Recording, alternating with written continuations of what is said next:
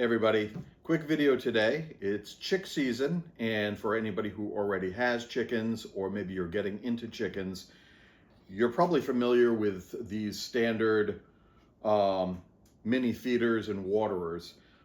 They work great, but they do have a problem. They sit on the bottom of your brooder or in your coop, wherever you're using them, and they fill with wood chips and straw or whatever the bedding is, and they get clogged up, and they constantly need to be changed out or cleaned. So today, I'm going to show you how I take care of that problem. So when it comes to feeders for your new chicks, there's a lot of different styles. These are great. These also sit on the floor of your brooder, and the chicks can line up and feed from it. And there's really not a lot of ways to hang this successfully. The chickens or the chicks are going to make a mess. They're going to jump up here and try to sit on it. They're going to poop in the food. These have their own problems, but they are handy. They're quick and easy. I can fill this thing up, put it in a brooder, and it takes care of quite a few chicks at a time. But today we're going to focus on these bottle style feeders and waterers. And they come in plastic. I'm sure they come in multiple colors. They come in galvanized metal. Now, one thing that I did to take care of the feeders, specifically the feeders, if you get the plastic bottles that go with these, you can drill 2 holes in the top and just use a piece of wire, like wire hanger, stick it through those holes, and now I can hang this at whatever height I want, depending on the size of my chicks. And it gets it off the floor, and it keeps it much, much cleaner.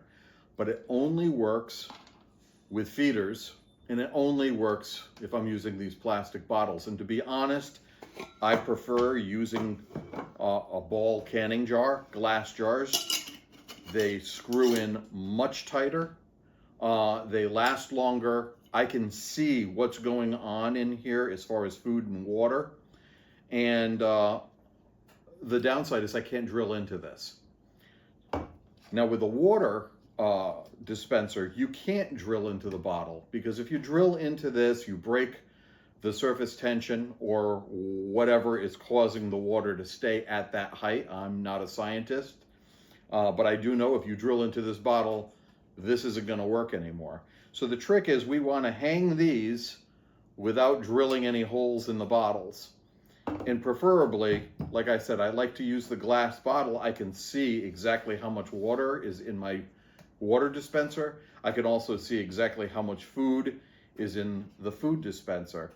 So working with this platform, we're going to raise this bottle up. So I'll show you how I do it today. It's really quick, easy, and you're going to think, wow, that's really cheesy, Steve. But it works, and I've been doing it for a few years. I'll show you how I do it. And here's my solution. It's really kind of cheesy, but it works. What I've done is taken a yogurt container. Any yogurt container will work as long as the bottom of the container is bigger than the neck of the bottle that you're putting in it. And the way it works is it just fits over the bottle like this. I can fill the bottle with what I want, cap it, and then hang it. And it works for the water, it works for the food. I can make the hanger as big or as small as I want it to be. I can still see through the jar to see what's going on. And I can still take it apart without having much of a fuss. They're super easy to make. I'll show you how you do it. You're going to need a yogurt container, you're going to need a wire hanger, and some simple tools. So for today's project, material-wise, all you're going to need is some kind of a plastic tub, either yogurt, sour cream. There's a lot of things that come in these from the grocery store. So just pull it out of the recycling bin or your friend's recycling bin. You just have to make sure your bottle can fit into it, and that the neck of the bottle is smaller than the base of the tub you're using. And then the other thing you're going to need is some wire. I'm going to use a wire hanger, and I'm just going to cut a section out of this and use that as our hanging piece. The tools you're going to need are real basic. I'm going to use a pair of lineman pliers to do my cutting and bending with the wire. I'm going to use a pair of scissors and a razor blade to cut the plastic. And I'm going to use a hole punch to punch a couple holes. Now, you could do the whole thing with an old soldering iron and just kind of melt the thing out, melt a couple holes, call it good enough. This is not going to be fancy. It's more functional. And I'm going to use a Sharpie just to kind of mark out on the bottom where the neck of the bottle is going to fit through. But that's it. So follow along. We'll whip one of these things together really quick, and then I'll show you how it works. All right, we're going to start by turning the tub over, putting the bottle on the bottom, and I'm going to use a Sharpie and just roughly trace around the edge of the bottle. And that way I know where I need to cut to get the bottle through the bottom. So next, I'm going to use my razor knife, and I'm just going to cut the bottom. Okay, be careful if you're doing this with kids and you're using a razor knife, just make sure that everybody's safe. And I'm going to just roughly follow that line I made on the bottom.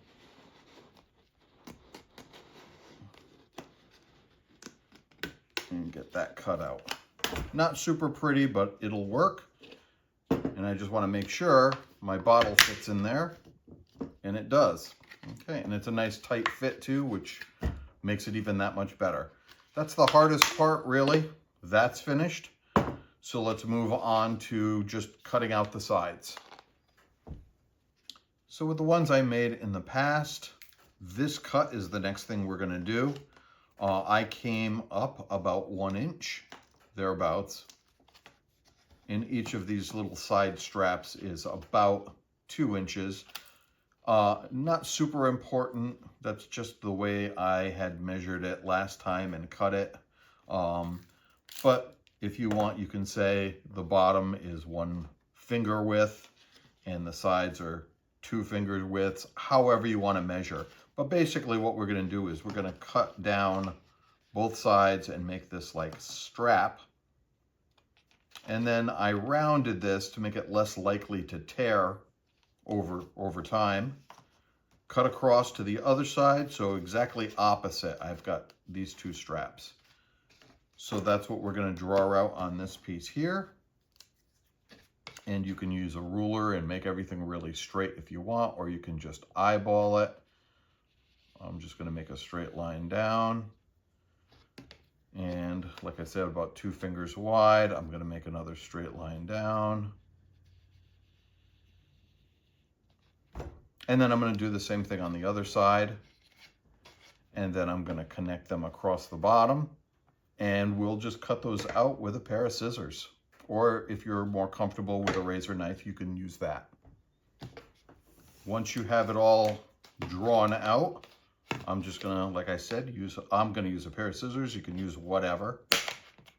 And just cut this out. The hard part is gonna be cutting around this rounded side, so I'll save that for last.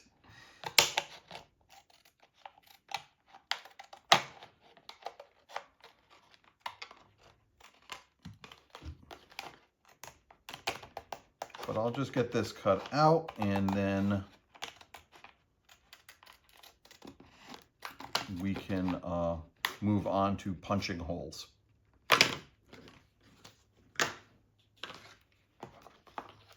You can go ahead.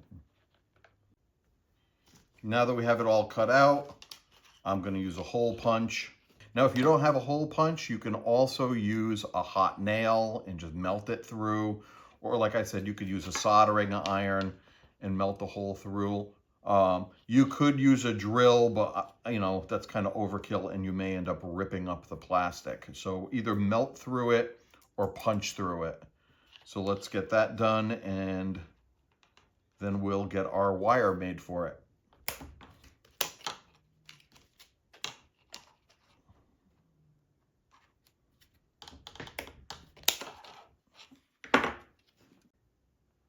Okay, so then the next thing we need to do is just cut a piece of wire. You can use a wire hanger, or you can use baling wire, or whatever you have. I'm just gonna cut this, and I'm gonna measure a piece, I guess about 12 inches. I think the last one I did, the one I showed you as an example, I think it was more like 10 inches or 11 inches. Okay, so with that cut, what I want to do is bend this right in the middle. So having a little extra is good. That way, if I mess this up, I can always go back and fix it. But I want to try to bring the ends together and then bend the top so that there is kind of a sharp bend in it. And I'll just use the pliers because my hands aren't doing so hot today. So with this bent, I know where the center is going to be. Okay, I'm just going to open this up a little bit.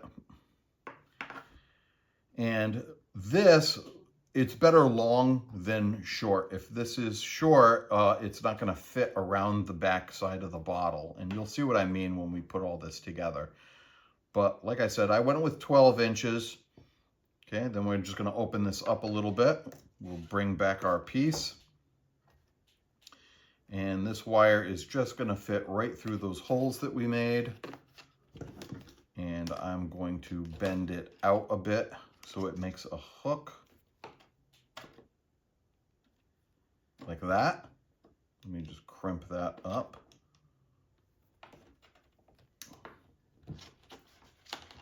Okay, so it's a little loop. So that way it hooks into the container to hold it. Let me do that on the other side, and I'll bring you right back. All right, once I have those in, I can really kind of squeeze them down. I don't want these things popping out. There's no reason really to remove the wire once this is put together. But now what I'm going to do is take my bottle, and this is just a regular mouth mason jar or ball jar. It doesn't fit on the feeder bases if it's a wide mouth jar, just so you know. But the standard size jar, in case you didn't even know that, fit onto those feeders and waterers. So I'm going to put that into the bottom hole that we made. I'm going to hang my jar, and then I can kind of eyeball how this needs to bend to fit around that jar. And now I can hang my jar like this. So that's really pretty much it for the project. I'm going to bend this a little bit more just to have a better fit. And that's it. So now I can fill this with water, I can fill this with food, and I can screw on my base, and it's ready to hang for the chicks. And I can hang it at different heights depending on the size of my chicks as they grow. And then once I have pullets, I can go to larger feeders, or I can take these and raise them a little bit higher just so it's more comfortable for them to eat, and also a little easier to keep these clean so there isn't stuff getting kicked up into the feeders and waterers. And that's it. Quick little project. You know, and as Marilyn pointed out, it puts pressure more on the bottle itself. The bottle is what's being hung, not the connection between the bottle and the base. So you don't have to worry about the base falling off because of some wanky connection I try to make to hang the whole contraption. And it works with both glass bottles or the plastic bottles that sometimes come with these. Anyway, there you go. Easy, made out of junk. Most people will give you their wire hangers because they don't like using them. But I always take them. I can use these wire hangers for so many projects. I've got a garage with a hook on the wall with a whole bunch of wire hangers. We use them to bale things together in the garden. I use them to tie things together in the chicken coop and in the workshop, and to make little hangers for my feeders like this. So if you have a trick that you use on your feeders and waterers, share it in the comments down below. If you use these but run into the same problem with the chicks just trying to perch on here, poop in the food, kick the bedding up into it, and you found another way to get around that, or maybe you have a favorite feeder that you use or waterer that you use that gets around that problem, share it in the comments, because everybody can grow with everybody else's little tips and tricks. So this was mine for the day. I hope you like it. Give it a shot. If you like it, share it with your friends. Make sure to like and subscribe, and I'll see you in the next video.